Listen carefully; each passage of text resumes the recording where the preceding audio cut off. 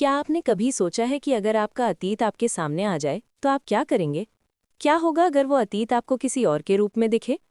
इस सीरियल में कुछ ऐसा ही होने वाला है।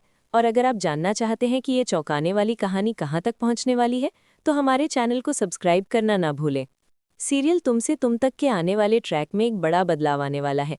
अन्नू, जो आर्यवर्धन के घर पर राजनंदिनी की तलाश में है, अब उसकी खोज पूरी होने वाली है।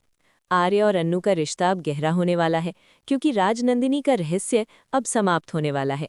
अन्नू, जो बार बार चक्कर खा रही है, अब अपनी पुरानी यादों में खो जाती है। उसे अष्टमी की रात की घटनाएं बार बार याद आती हैं। हम सभी जानते हैं कि अन्नू और कोई नहीं बल्कि राजनंदिनी का पुनर्जन्म है।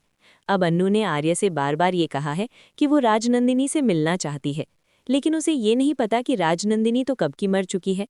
अब आर्य अन्नू को सच बताने वाला है, लेकिन इससे पहले अन्नू को कुछ ऐसा देखने को मिलता है जो सबको हैरान कर देगा।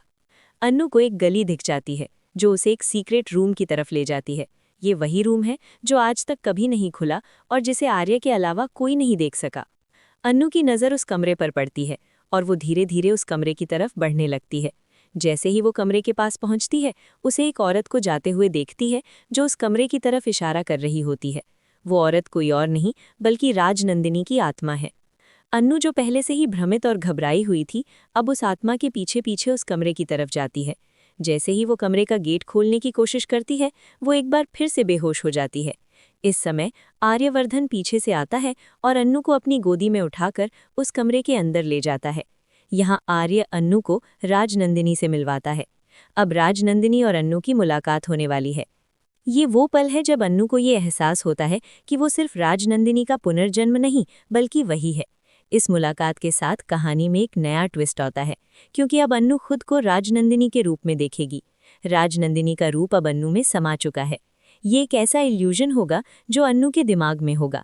इस मुलाकात के बाद अन्नू के जीवन में एक और बड़ा बदलाव आने वाला है, क्योंकि अब राजनंदिनी की आत्मा अन्नू को साक्षात दिखाई देने वाली है।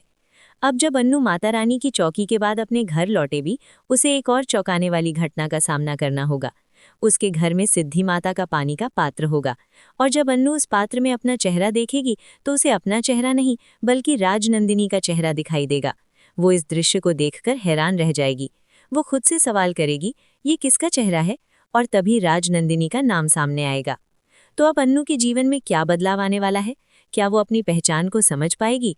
क्या राजनंदिनी की आत्मा उसे मार्गदर्शन देगी, या अन्नू को अपनी खुद की पहचान बनानी होगी? इस ट्विस्ट से कहानी में और भी मोड़ आने वाले हैं जो आपको चौंका देंगे। यहाँ पर सवाल उठता है कि क्या अन्नू को राजनंदिनी के रूप में जीने का फैसला करना होगा, या उसे अपने पुराने जीवन की यादों को छोड़कर अपनी नई पहचान अपनानी होगी?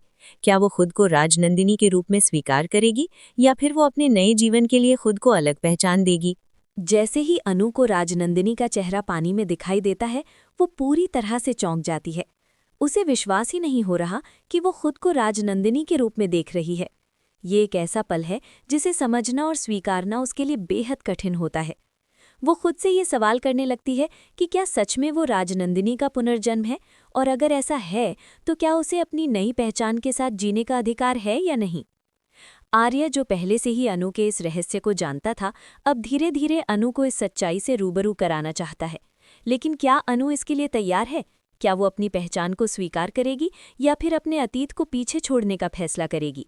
ये सवाल अब दोनों के लिए बहुत महत्वपूर्ण बन जाता है। अब अनु के अंदर ये सवाल उठता है कि क्या वो राजनंदिनी की तरह जीवन जीने के लिए तैयार है या नहीं। राजनंदिनी, जो अब अनु के अंदर समाई हुई है, उसे हर कदम पर मार्गदर्शन करती है, लेकिन अनु को ये महसूस होता है कि वो अपनी पहचान खुद बनाना चाहती है। वो नहीं चाहती कि कोई और उसका जीवन तय करे। वो अपनी जिंदगी को अपनी शर्तों पर जीना चाहती है, न कि किसी और के रूप में। इसके बाद अनु के सामने एक और चुनौती आती है। वो अपने अतीत को छोड़ने के बजाय उसे पूरी तरह से समझना चाहती है। वो राजनंदिनी की आत्मा से और गहराई से जुड़ने की कोशिश करती है, ताकि वो जान सके कि उसका अतीत और वर्तमान क्या है। एक दिन वो सिद्धि माता से मिलती है, जो उसे अपने जीवन के बारे में कुछ और जानकारी देती है। सिद्धि माता के पास एक विशेष जल पात्र होता है जो अनु को राजनंदिनी के रूप में अपनी पहचान और शक्तियों के बारे में और अधिक बताता है। जैसे ही अनु अपना चेहरा पानी में देखती है, उसे ये एहसास होता है कि अब वो सिर्फ राजनंदिनी नहीं है, बल्कि उसकी शक्तियां भी उसे मिल चुकी हैं। वो अब खुद को सिर्फ राजनंदिनी के रूप में नहीं देख रही, बल्कि उसके अंदर राजनंदिनी की आत्मा और शक्तियां भी समाहित में चुकी हैं। लेकिन क्या वो इन शक्तियों को सही तरीके से इस्तेमाल करेगी या नहीं, ये सवाल अब अनु के सामने है। अब अनु की जिंदगी एक नए मोड़ पर आ जाती है।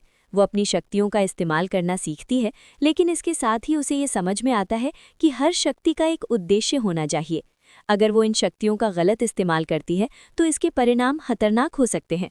उसे अपने जीवन की दिशा तय करनी होती है, और यही वो पल है जब अनु को अपनी पहचान और अपनी शक्तियों के बीच संतुलन बनाना होता है। आर्यवर्धन भी अब अनु के इस संघर्ष को समझने लगा है। वो जानता है कि अगर अनु को अपने जीवन में सही दिशा मिल जाए तो वो बड़ी शक्तियों से भी अपनी जिंदगी को अच्छे तरीके से चला सकती है। लेकिन ये आसान नहीं होने वाला। अनु को अपनी शक्तियों का सही इस्तेमाल करना सीखना होगा और अपने अतीत को समझते हुए भविष्य की दिशा तय करनी होगी। कहानी के इस मोड़ पर अनु को अपने भीतर की राजनंदिनी और अपने आत्मविश्वास के बीच संतुलन बनाना होगा। क्या वो राजनंदिनी के रूप में अपनी पहचान बनाएगी या फिर अपने पुराने जीवन को पूरी तरह से छोड़कर नई पहचान अपनाएगी? ये सवाल अब हर मोड़ पर उसके सामने है। इस सब के बीच एक और ट्विस्ट आता है। अनु के पास अब वो शक्ति है जो उसने कभी सोची भी नहीं थी। वो राजनंदिनी की आत्मा के रूप में अपने विरोधियों को पराजित करने की ताकत रखती है। लेकिन क्या वो इन शक्तियों को सही तरीके से इस्तेमाल करेगी, ये देखना अब बाकी है। अनु की कहानी अब एक नई दिशा में जा रही है, और जैसे जैसे कहानी आगे बढ़ेगी नए मोड़ सामने आएंगे। अनु को खुद को पहचानने और अपनी शक्तियों का सही इस्तेमाल करने का रास्ता ढूंढना होगा। लेकिन क्या वो ये कर पाएगी? क्या राजनंदिनी की आत्मा उसे सही दिशा दिखाएगी या फिर उसे अपने जीवन के फैसले खुद लेने होंगे? अब देखना ये होगा कि क्या अनु राजनंदिनी के रूप में अपने नए जीवन को स्वीकार करेगी या फिर उसे अपनी पहचान को लेकर एक नया रास्ता चुनना होगा। जो भी होगा, अनु के लिए ये एक बड़ी चुनौती होगी और इस चुनौती से उसका सामना करना होगा।